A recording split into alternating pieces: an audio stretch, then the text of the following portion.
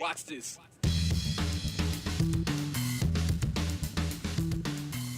Mark your calendars. It's going to be a busy start to the month of August.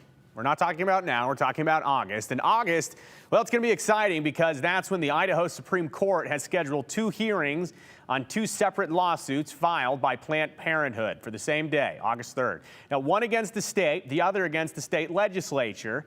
And those arguments, again, will take place on August 3rd. And that's 15 days before the Idaho Trigger Law banning abortions is supposed to take effect. And essentially, whether or not is what they're discussing, whether or not to pause Idaho's Trigger Law until pending lawsuits are resolved at the state Supreme Court. Now, the law would make it a felony for doctors to perform an abortion unless it's shown in court that the abortion was medically necessary to save the life of a woman. Again, either to save the life of a woman or the pregnancy was a result of rape or incest and the survivor filed a police report. Those are the only exceptions to Idaho's pending abortion law. Now, both lawsuits in the Supreme Court in Idaho say that the trigger laws are unconstitutional under the Idaho Constitution. Planned Parenthood says that they violate a person's right to make private familial decisions and that the language in the law is vague and poses a health risk. Yesterday, the Idaho Attorney General's office responded, and they had a lot to say. You can imagine, though, they're not excited to jump right into court. But in their response, they say, abortion is not specifically mentioned in the Idaho Constitution. So they asked the court to deny even hearing the case, as well as the request to expedite the hearing, because there's no reason to expedite. They say because Idaho's 30-day abortion countdown has not gone into effect just yet. Now, the court will not hear arguments on the law itself, but how both hearings will proceed in the legal system. So August 3rd will be a major day in this story. Again, that is when hearings are set for Planned Parenthood's cases against the new abortion law. So we'll keep you updated on that. Now, shortly before that brief was filed in the Supreme Court, we learned that at least one Idaho lawmaker is calling for a special session. In a Facebook post, Representative Ron Nate, a Republican from Rexburg, he says that he wants to ensure that Idaho's new abortion law goes into effect properly.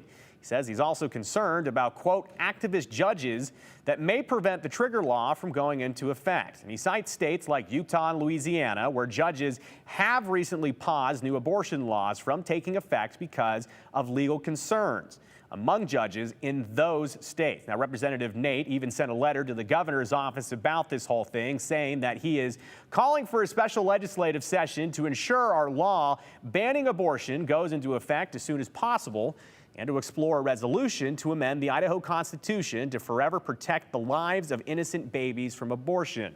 End quote there. Now, the governor is the only person who has the ability and power to call the legislature back for a special session, so it's wait and see. Now, that last special session actually happened in August of 2020. You may remember this. It was over pandemic concerns. And today, we did reach out to Governor Little's office about the letter and the concept of holding a special session. As of 5:02 here on this Friday, we have yet to hear back. We will keep you posted. Well, it's a good old day to turn the calendar over. If you haven't noticed, today is July 1st. Rent is due. But it's July 1st, and in Idaho, that means that there's a brand new budget and there's brand new laws, a lot of things happening with the beginning of the fiscal year. So in total, more than 327 new budgets and laws were passed this past session, and 218 of those are now in effect. And you may remember some of these after the legislative session that we had this past year, some having to do with COVID closures, all kinds of things. But here's what we're talking about. There is an emergency like we saw in March 2020, and the governor forces, quote unquote, non-essential businesses to shut down. Starting tomorrow, gun shops will be considered essential and by law would not be required to be shut down. Same goes for owning a gun. Guns and ammo cannot be taken away during a disaster declaration. That is the new law in Idaho.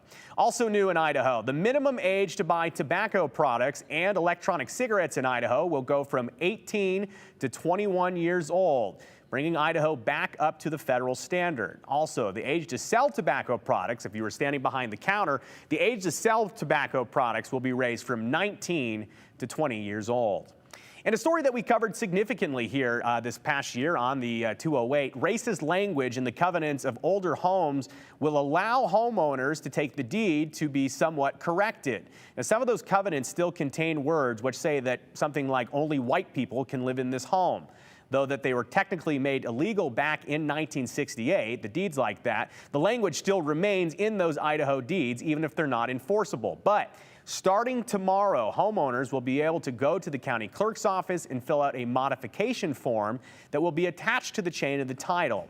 And the bill was one of the handful to pass through both the House and Senate unanimously during this past session. And maybe the weirdest of them all, and one of the very last to be passed by the legislature, makes it illegal to give the same legal rights a person would have to animals, natural resources, and artificial intelligence.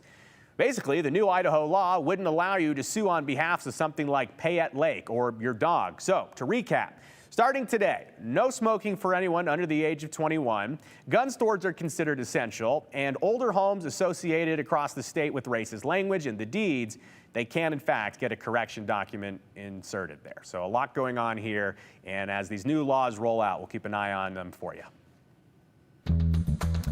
Worlds away, the war in Ukraine continues, and months into this conflict, there's no sign that Russia and Russian forces will be backing down anytime soon.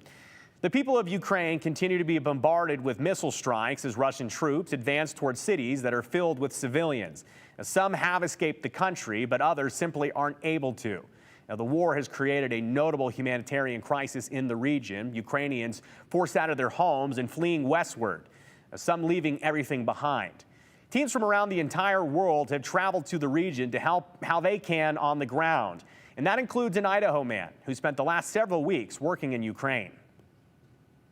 For 128 days, Russian forces have continued their assault on the country and people of Ukraine. Thousands have been killed, thousands more have been injured. Survivors across the country live in a tense reality, with resources and aid needed to keep them going. That's made possible, though, by volunteers.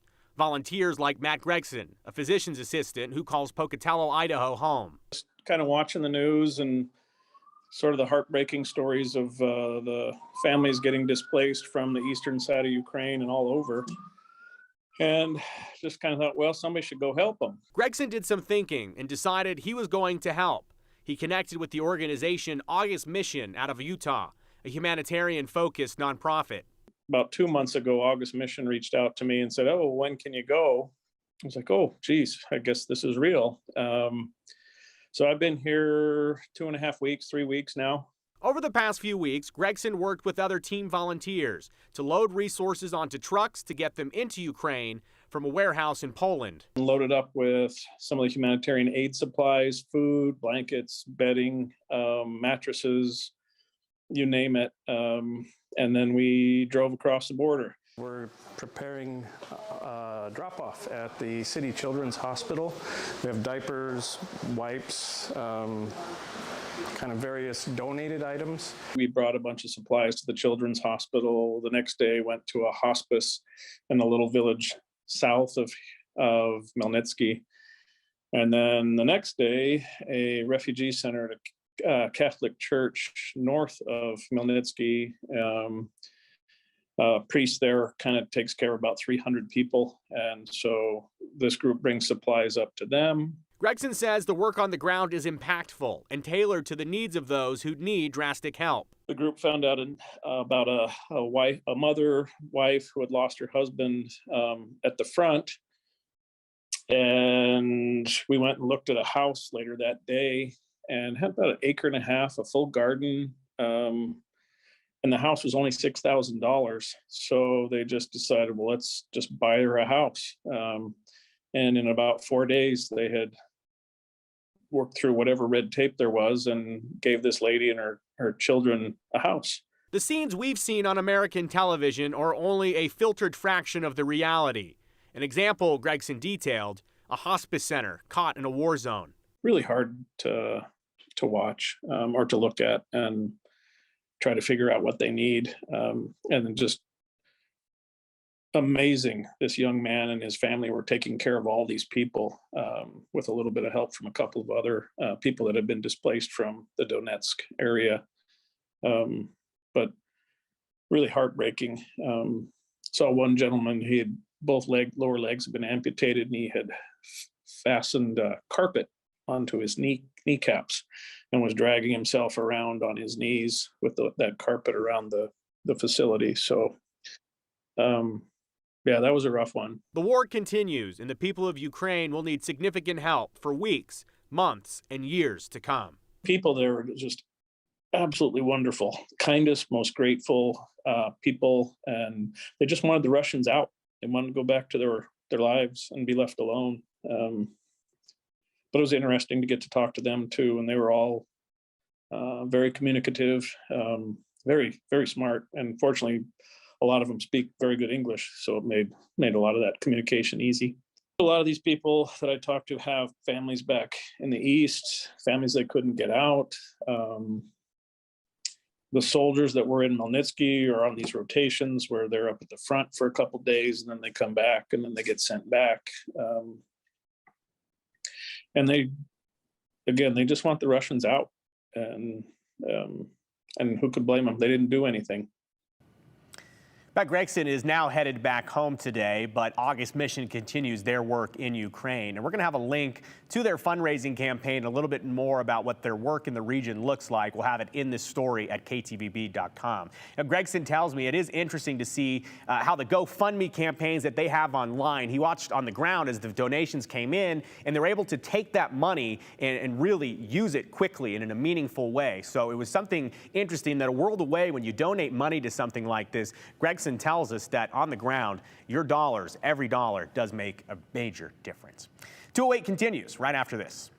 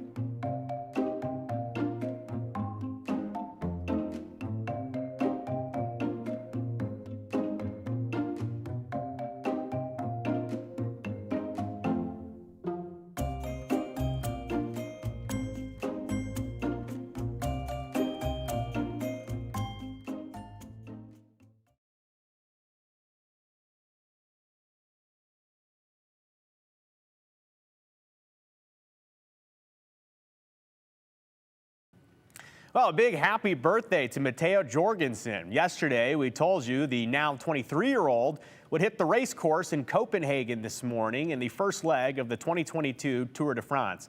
Yes, that Tour de France. And we'll show you, you can see this morning, a little bit rainy out there for stage one, but that didn't deter our Boise rider.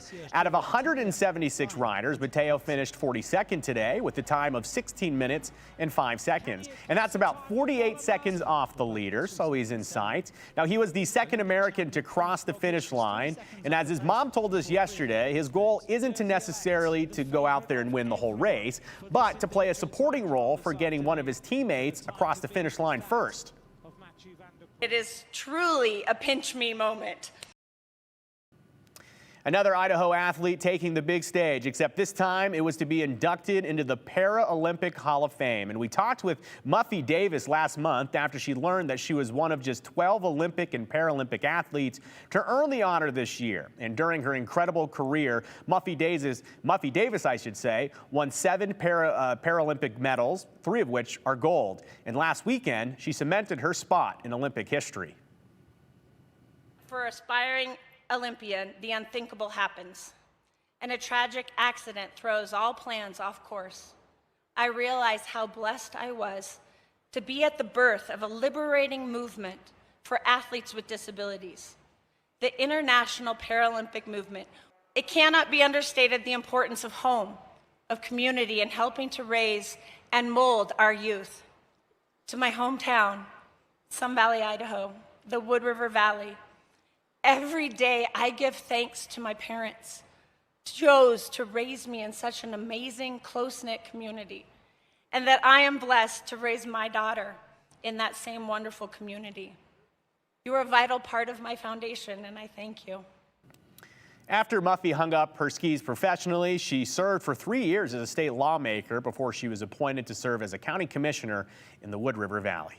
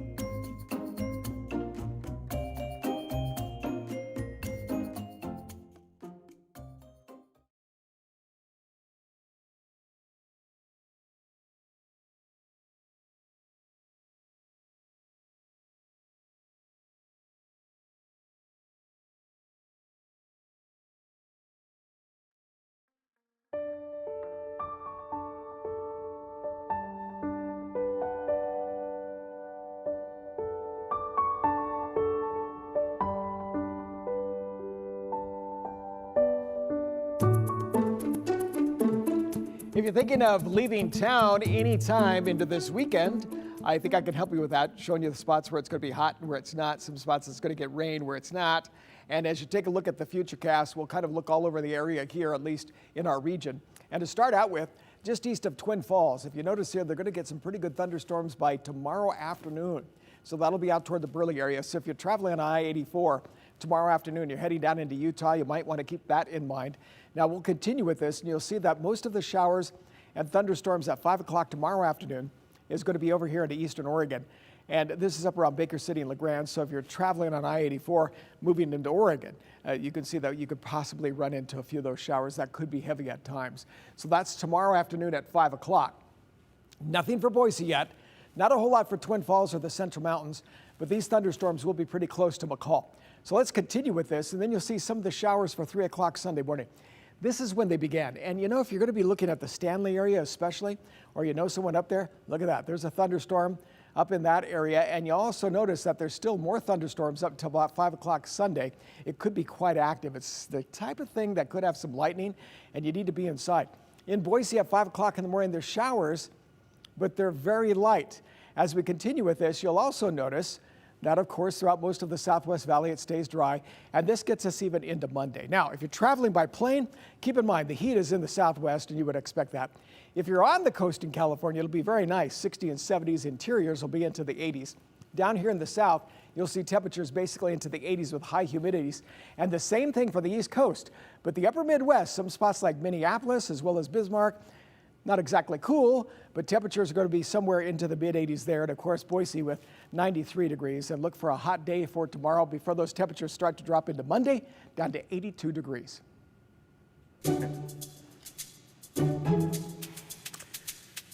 Listen, we know that almost everyone has been in vacation mode for the last few days, getting ready for the 4th of July holiday. How could you not? But the work doesn't stop for some, and that includes volunteers who help keep all 8 of Boise's pollinator gardens up and running. Their job is vital because those gardens, well, they keep pollinators around, and pollinators are needed for things like fruits and vegetables. And we're losing pollinators at an alarming rate. Loss of habitats, use of chemicals, changing climates, they've all added to the decline in pollinator populations in the United States. And we spent some time with those volunteers this week here in Boise during a National Pollinator Week. Take a look. This is the Pollinator Posse. Once a week, this is Penstemon. There's a certain buzz about one of Boise's small public spaces. This is the Warm Springs Pollinator Garden. Yeah, it does grow really fast. They're cutting back flowering plants. And we're protecting habitat for the very beneficial pollinators. And cutting out... This one is terrible. ...invasive weeds. There's no shortage of weeds. You'll never run out of them. It's a goat head. It pops bicycle tires. It damages paws everywhere. And they just spread everywhere. They call themselves... This is called blue flax. The Pollinator Posse. It is a lot of fun. You meet a lot of great people who put a lot of effort into maintaining this and beautifying our city. The Warm Springs Pollinator Garden is one of 8 scattered across the city of Boise, primarily preserved by a bevy of volunteers. And it's nice to get out here before it gets to 100 degrees. We really couldn't maintain these spaces or even plant them without volunteers. This time of year, it's essential. We just really couldn't do it. They do it because, like Connie, it's kind of a calling. Usually walk by here on the Greenbelt, and it just seemed like a good way to get involved with the Boise Parks and Rec community. A lot of people, when they think about pollinators or saving the bees, they think of the honeybee. And bees are a big part of pollination, a really big part. A lot of people don't realize we have somewhere in the realm of 700 species of native bees in Idaho. That's not pollinators, that's just species of bees. But there's also butterflies and... A lot of beetles are pollinators, people don't realize.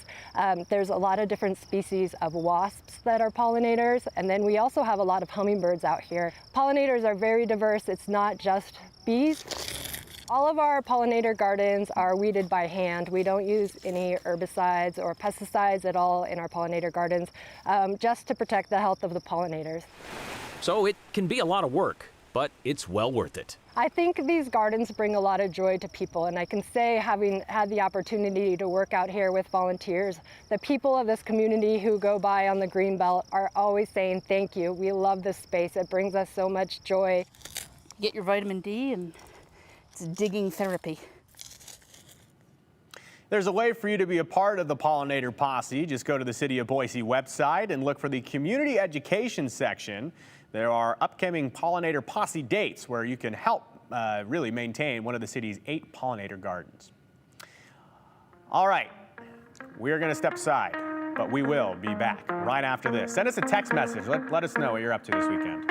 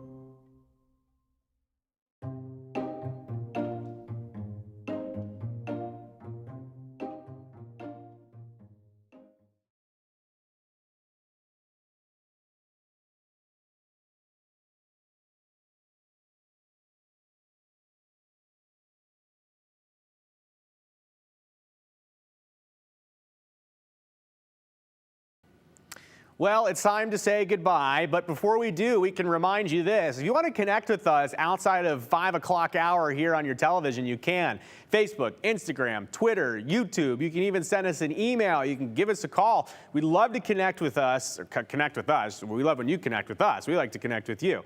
Anyways, though, if you're not in the Facebook group, the 208 KTVB, and you're a fan of the show, join that group because the conversation always continues there. And we actually, we love to see what you're posting there. We get a lot of story ideas from questions you're asking. But let's get to some of your thoughts, your comments, your questions. Let's get to this right away, though. This person sent it in this morning. They're telling us that Harley got a stick on Redfish Lake. And I don't know if you can tell, if Bosco, my dog, is watching at home. Look at that. That's enormous. That's a huge tree stump. But before we go into the weekend, one reminder that one of you sent in, and I just want to get to this text message. It's a great 4th of July recap thought. This person says, we hope everyone has a happy 4th. Please also keep in mind animals and veterans get triggered by fireworks. Stay safe, all. Yeah, please, if you're going to do fireworks, do it safe and sane. Do it correctly. Remember, the city of Boise and the Boise Hawks, for example, have great professional fireworks shows for you to watch this weekend. So leave the work to them. Enjoy the holiday weekend. We'll see you next week.